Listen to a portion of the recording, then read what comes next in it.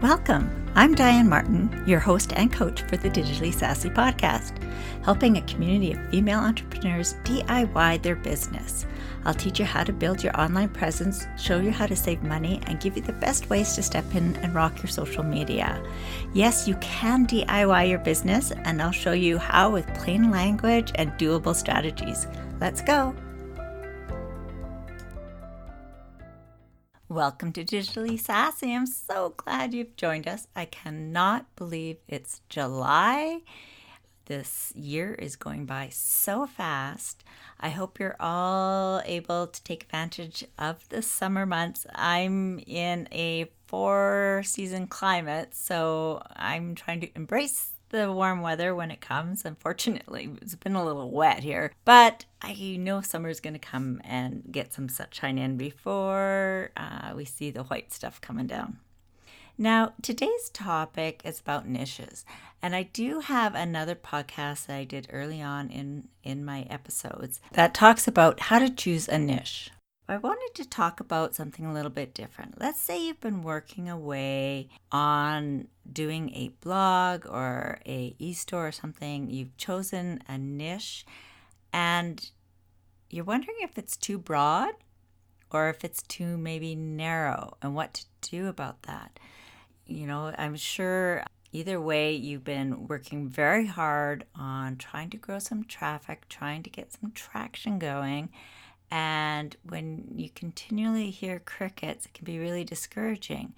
And sometimes the reason could be that it's just too broad of a niche, or sometimes it can be that it's just too narrow and there isn't really enough people out there interested in that topic, and that can happen. Now, if you're just getting going online, I do want to remind you that it takes a long time to get the traction going and a lot of dedication. It can take a year, sometimes longer, and it really depends on your niche and how specific you're being in terms of your marketing and the consistency and all those sort of things. It takes a long time, partly, I think, because, you know, just even SEOing your website and what you're doing can take a while because it's a continual process. You're going back in, how Google is reading your stuff, you tweak things, you add things, and those sort of pieces all can take some time to doing. And I'm not sure it's ever actually done. I mean, you might rank for a keyword and then, you know, someone else outranks you, and it's a continual back and forth and those sort of things. So give yourself time and know that it takes time. And even though if in the beginning you're talking to crickets, that's okay. Because as your audience grows, that's the evergreen content. And they'll come back and they'll read those initial blog posts or listen to episodes or whatever it is you've got online. And so your audience will build on those. So it's not a wasted effort. Just want to make sure you know that. But sometimes when you've been working hard and you're not seeing any growth or any movement forward, that can be super discouraging. And so sometimes the reason for that is your niche is really too broad or possibly too narrow. So to decide whether your niche is too broad, there's a few things you can look at. And one of them would be how many topics are you covering? So whether it's podcasts or blogging, how many topics are you talking about? And having an idea whether or not those topics are actually related to each other or totally different. And this is very easy to do, I think, in the lifestyle blogging kind of sphere, where it could be about children and life, it could be about, you know, you might throw in some recipes in there, or you might throw in some styling and house stuff, and it's really broad. So it's really hard to talk to your audience when it's really broad. The other piece you can look at is how complicated is it to define your market? So when you're talking to someone and you've got that elevator pitch and all those sort of good things, Does it take you, quite a while to get all the words out in terms of the things that you're doing online? Does it feel complicated and jumbly to yourself? That's a good indication. Maybe you're just working a little bit too broad. And again, Google will reflect that in terms of how it sees your SEO and your ranking and those sort of pieces, because it won't know what you're talking about. If you have a gazillion different pieces of things on your website that are not interrelated, that you can't even put links within your internal site to because there's a disconnect, then you won't get that SEO ranking no matter how much you try to. So let's talk first about what to do if you think your niche is too broad. Now, I don't want you taking everything you're working on and throwing out the window. You don't necessarily need to do that, but you do need to take some time and narrow things down again. So going back to some of the basics, what is the core topic? What are you talking mostly about? Is there something where when you post something on a certain topic, you get better coverage or better readership from? Are people looking for that? Same thing on your social media. You can kind of gauge, what are people responding to and what are they not so much responding to. So deciding on what sort of that core topic that is working for you and is working for your audience.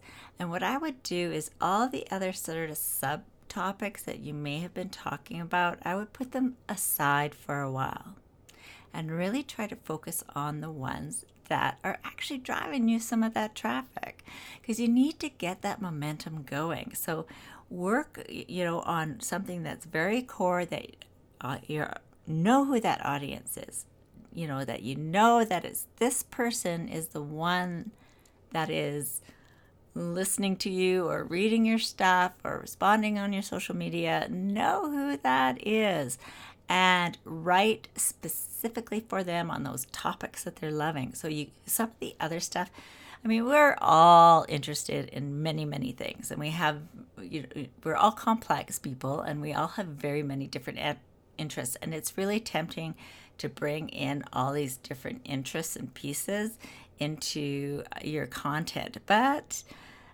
that doesn't work so good when you're trying to grow an audience, because only some of that audience is going to have those same interests.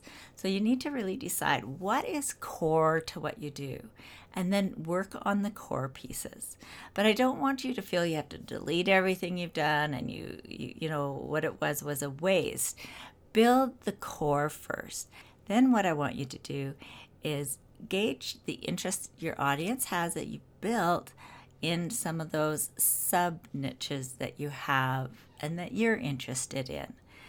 So if you focus on that audience and build up your readership and your following on that, it does open the door for you allowed to explore some other sub niches of that core topic.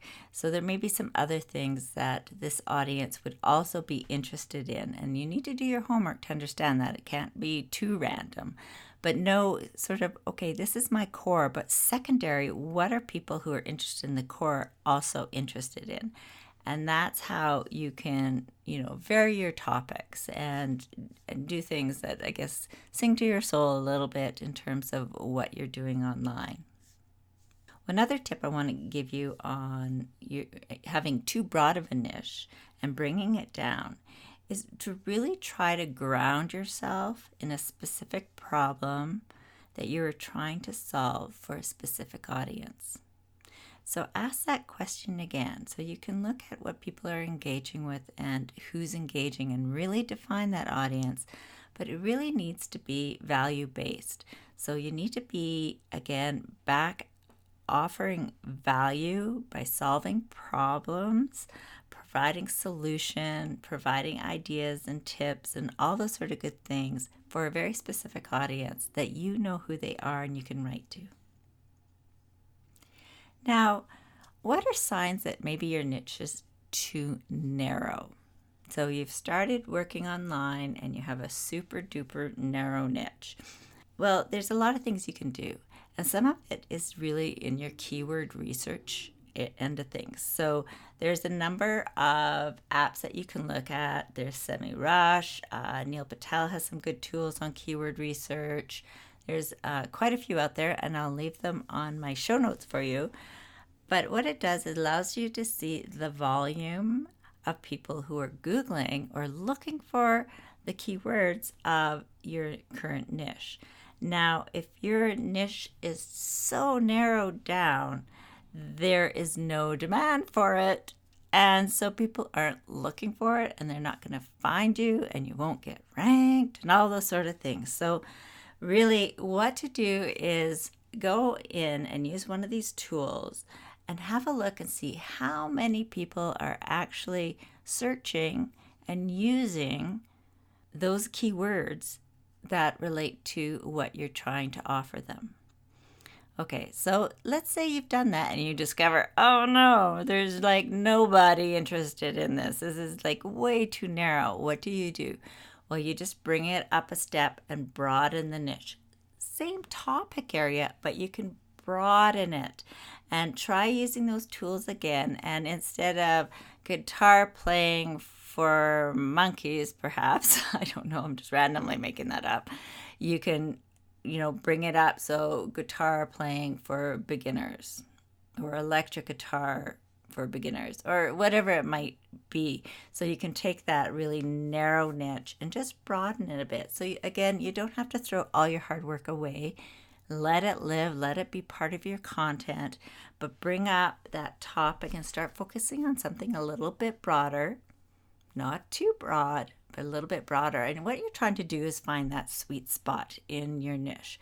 So what is it that people are responding to, knowing exactly who your audience is and what they need again, because there may not be so many people looking for guitar tips for those with monkeys, just saying.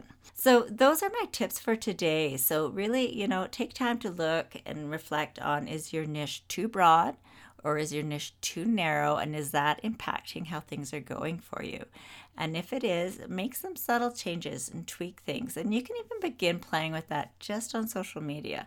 So before you change your website and those sort of things, start looking at posting some different types of content that you might go into and see what kind of response you're getting. Follow people who are in the niche that you're looking for. Everybody does it a little bit differently. See what problems they're solving. Find problems that nobody's solving that you think there's enough of an audience for, and those sort of things. So if you've been going at it for quite a while, and I say give yourself lots of time before you stress about it, but if you're going at things for quite a while and you're just not seeing it, reflect on your audience and your niche. Too broad, too narrow, and that should really help you continue to move forward. All right, everyone, well, have an awesome week, and we'll chat with you next week. Cheers now. Hey, if you liked what you heard today in the podcast, please pop over to iTunes and leave a review. For show notes and resources mentioned, please visit digitallysassy.com. Cheers!